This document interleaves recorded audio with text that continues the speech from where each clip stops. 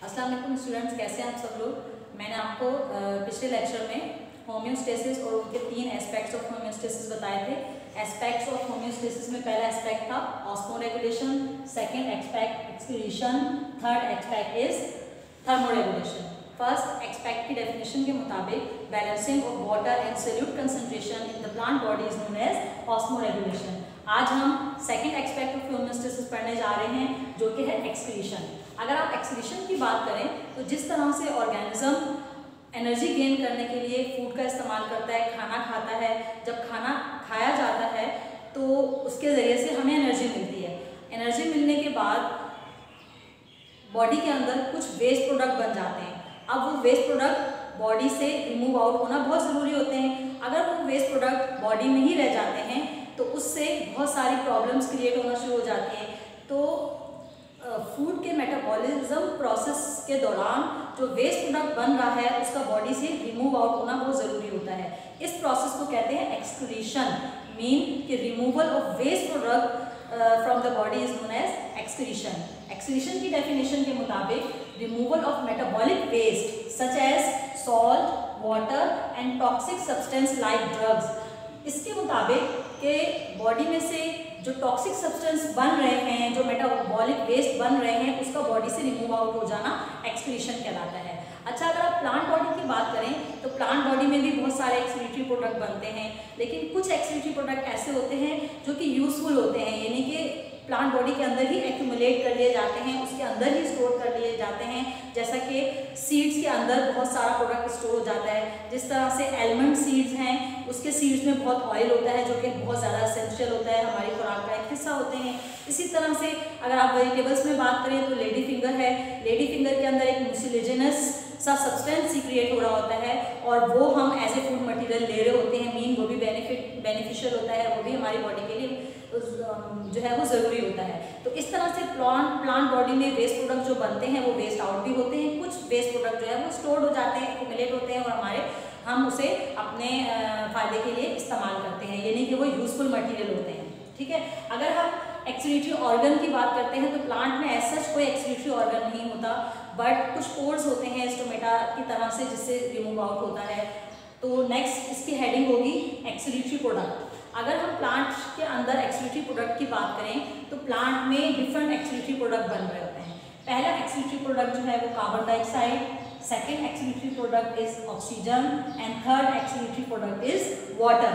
अगर हम first excretory product की बात करें तो कार्बन डाइऑक्साइड के बारे में तो आपके जहन में ये आ रहा होगा तो कि ये एक तो यूजफुल प्रोडक्ट है जो कि फोटोसिंथेसिस के दौरान कार्बन डाइऑक्साइड जो है वो गेन की जाती है और ऑक्सीजन जो है वो रिमूव की जाती है। बट प्लांट्स में carbon dioxide as a excretory product बनता है और ये कब बनता है? एट नाइट, यानी रात के वक्त। रात के वक्त प्लांट्स क्या करते हैं कि कार्बन डाइऑक्साइड को एक्सक्रीट आउट करते हैं और ये किस प्रोसेस के जरिए से हो रहा होता है? ये रिस्पायरेशन के जरिए से होता है। रिस्पायरेशन के जरिए से मीन रात के वक्त जब प्लांट रिस्पायर करता है तो ऑक्सीजन जो है, कार्बन डाइऑक्साइड जो है वो एक्सक्रीटरी प्रोडक्ट के तौर पर रिमूव आउट कर रहा होता है। जब हम ऑक्सीजन की बात करें तो ऑक्सीजन भी एज ए एक्सक्रीटरी प्रोडक्ट होता है और ये ऑक्सीजन कब रिमूव आउट हो रहा होता है? At the day time. At the day time. और किस प्रोसेस के थ्रू ये एक्सक्रीट आउट होता है? ये प्रोसेस कहलाता है फोटोसिंथेसिस। फोटोसिंथेसिस, ठीक है। तो कार्बन डाइऑक्साइड रिस्पायरेशन के थ्रू एक्सक्रीट आउट हो रहा है, बट कब? At the night time. इसी तरह से ऑक्सीजन फोटोसिंथेसिस के जरिए से रिमूव आउट हो रहा है एट द डे टाइम। अब हम वाटर की अगर बात करें तो पानी जो है वो प्लांट के अंदर एक्सक्रीटरी प्रोडक्ट के तौर पर भी बनता है। अब वाटर जो बन रहा है वो भी 2 प्रोसेस के जरिए से बन रहा है। जो पहला प्रोसेस है वो है रिस्पायरेशन और दूसरा प्रोसेस है फोटोसिंथेसिस।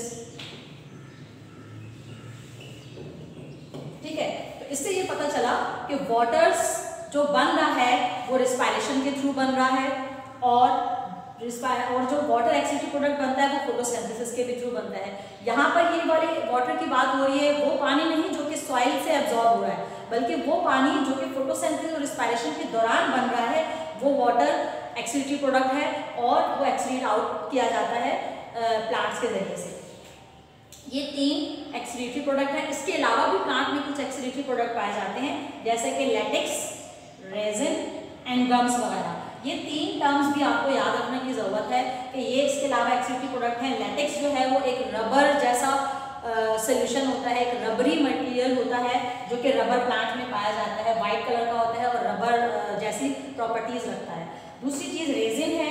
रेजिन जो है वो पाइनस ट्री में होता है, ये भी एक सीक्रेशन होती है गमी टाइप की जो कि पाइनस ट्री में मिलती है। इसके अलावा गम्स जो है वो गमी मटेरियल होता है जो कि एकेशिया अरेबिका, जिसको हम जो है वो कॉमन नेम जिसका कीकर है, उसमें ये जो है वो गम जैसा मटेरियल प्रोड्यूस हो रहा होता है। इसके अलावा प्लांट क्या करते हैं कि लीफ में, प्लांट्स की लीफ पे कुछ पोर्स पाए जाते हैं जिनको हम स्टोमेटा कहते हैं। इस स्टोमेटा के थ्रू प्लांट जो है वो वाटर लॉस कर रहा होता है, यानी कि एवापोरेट कर रहा होता है। अब वाटर लॉस भी 2 प्रोसेस के थ्रू हो रहा होता है। एक प्रोसेस जो है वो कहलाता है ट्रांसपायरेशन और दूसरा प्रोसेस कहलाता है गटेशन।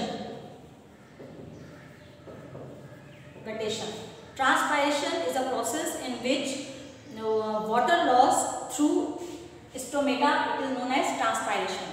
यानी कि ट्रांसपायरेशन में स्टोमेटा के जरिए से जो सरप्लस वाटर और एक्सेस वाटर रिमूव आउट हो रहा होता है वो ट्रांसपायरेशन कहलाता है in the form of vapours या गैस की फॉर्म में जो रिमूव आउट हो रहा है, वेपर्स की फॉर्म में रिमूव आउट हो रहा है, वो प्रोसेस ट्रांसपायरेशन कहलाता है। इस दूसरा प्रोसेस जो है वो गटेशन कहलाता है।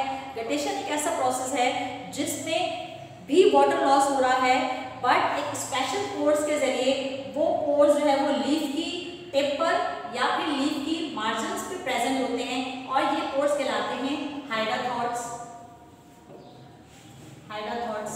When the water loss through a special pore which is known as hydrothots, this process is known as guttation।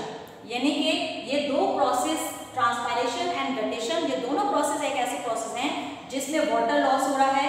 Transpiration में water loss in the form of vapour, in the guttation water loss in the droplets, mean के drops की फॉर्म में loss हो रहा है।